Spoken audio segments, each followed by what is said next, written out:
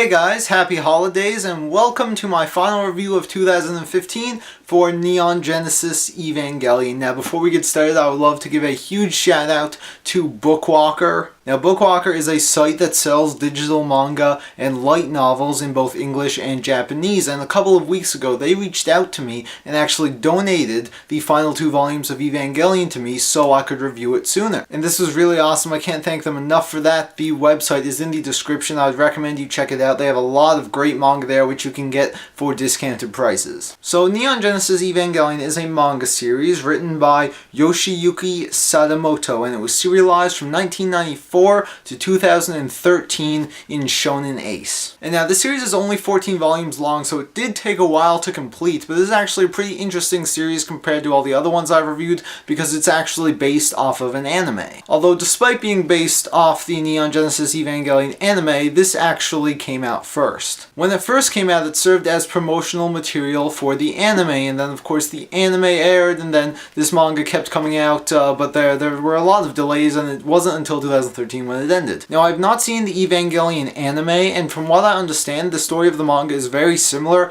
However, there are a few changes. I don't know many of the details, but I heard that some of the characters have been given more backstories and development, and I hear that the ending is a bit different. So with that introduction out of the way, what is Evangelion? The story of Evangelion takes place in the futuristic world of 2015. 15 years ago, the world was faced with a catastrophic event known as the Second Impact, where an alien object crashed into Antarctica, which melted the entire continent. All of the oceans were raised, and a lot of people died. Like, an insane amount of people died. Now, since the Second Impact, the Earth has kept getting attacked by creatures known as angels. To fight back, an organization known as NERV created the Evangelion, which is pretty much a mecha suit that you hop into, and then you can fight the angels. And this is pretty much what happens to our protagonist, 14-year-old Shinji Ikari. One day he is minding his own business when suddenly an angel attacks. He is then picked up by Misato Katsuragi, who works for his father, who is a commander at NERV. She takes him to their headquarters, where his father reveals that he is to become an EVA pilot. The only problem is, though, Shinji kind of hates his father. He thinks he is responsible for the death of his mother,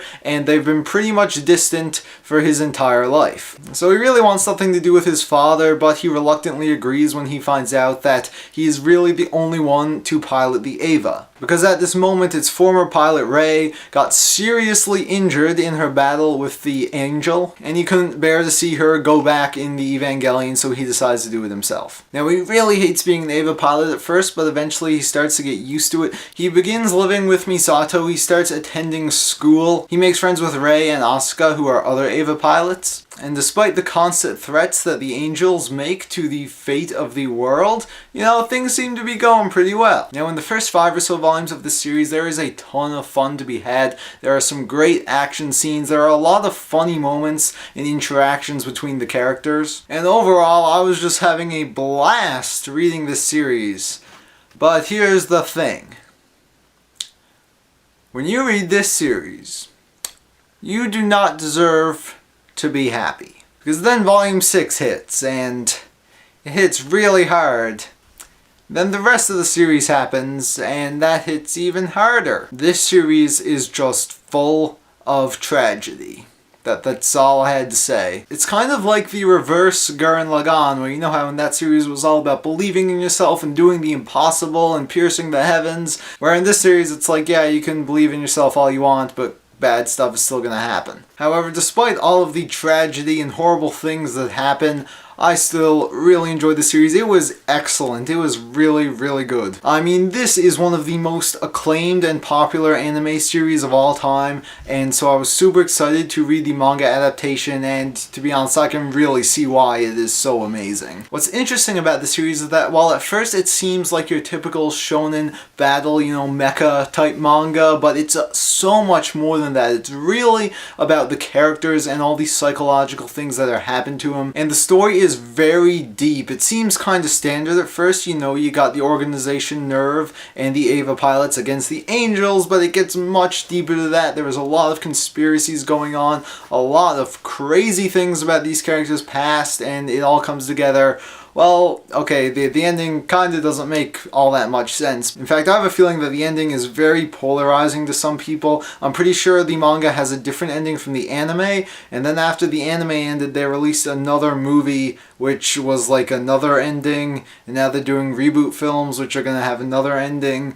I don't even know what the crap they were thinking. But all I can say for the manga is that the ending is very bittersweet, much like the rest of the series. Some people will love it, some people will hate it. I'm kind of in the middle. It didn't end the way that I sort of wanted it to end, but it didn't end in a horrible way, so I can't really complain all that much. Now, the real meat of this story lies with the characters. They are definitely what push this story forward and make it amazing. Like I mentioned, it is a very psychological series, a lot of things going on within the heads of our characters, and they're pretty crazy. What's so interesting about Shinji is that in contrast to almost every other protagonist of a shonen manga, he is a wimp. I mean, physically he's not very strong, he cries a lot, he wants to be noticed by his father who thinks he is worthless. However, all of these things just make him human. I mean, as much as you love Luffy and Naruto and Goku,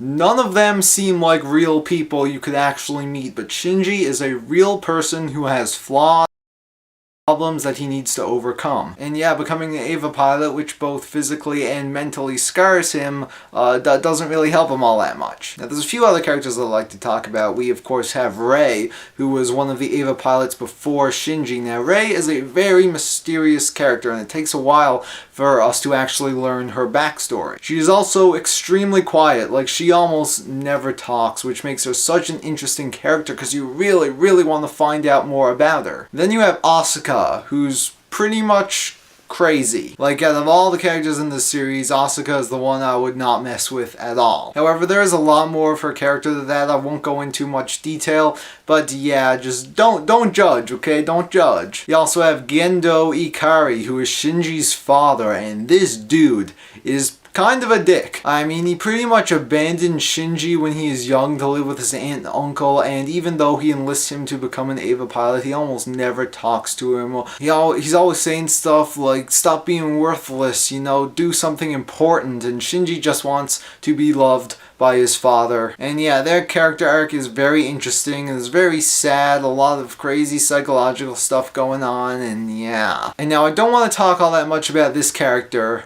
but Kaworu. Is that not the most fun name to pronounce? Like, seriously, I'm reading this series and every time I see Kaworu's name, I'm like, Kaworu. That is an amazing name. I mean, I'm not Japanese, so I don't know if that is a, like, common name in Japanese or if it was just made up, but man, Kaworu is an amazing name. And on that note, Kaworu is a dick. Like, after the first scene he was in, I knew that I would hate this guy, and yeah, I pretty much hated him throughout the entirety of the series. So yeah, all these characters are very interesting. They really make the series just how deep they are, and their personalities were all great, and I really loved seeing all of these characters together. Although, like I said about the story, I'm not, like, fully satisfied with what happened to all of these characters in the end of the story, and it will be very polarizing. You may have a completely different opinion when you read this series, but for me, I just thought that it could have wrapped up a bit better. Now let's talk about the art. So as you know, this is based off an anime, so the art style is pretty much the same art style as the anime. The only difference is that where the anime aired in the 90s, it has aged a little bit, you know, with the animation and how it's not very crisp. However, the manga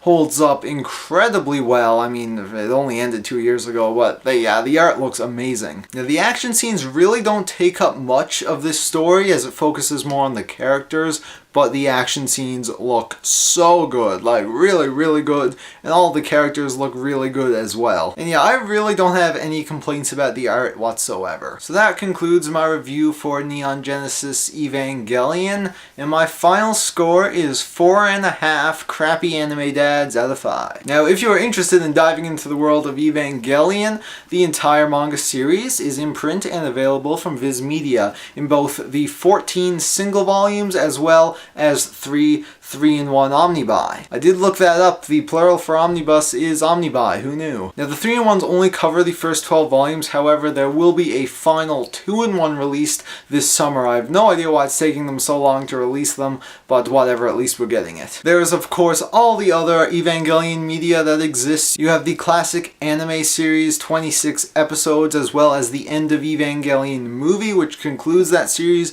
You also have the more recent Evangelion Rebuild films, which is basically a series of 4 films that is a reboot of the series. Now, there are currently 3 out, and all of these anime things are available from Funimation. So with that out of the way, thank you guys so much for watching this video, and thank you for a great year of me reviewing manga. I've gotten a lot of support these past 7 months with my channel ever since I started it, and I'm really thankful for all of you guys giving me support. I will have one more video this year, which will of course be my December pickups video, and I'm very much looking forward to reviewing manga in 2016. In January, I'm going to have a brand new collection video as well as a top 10 manga video. And with that, I will see you guys for my next full series review, the first review 2016, which will be, very happy to say, Tokyo Ghoul.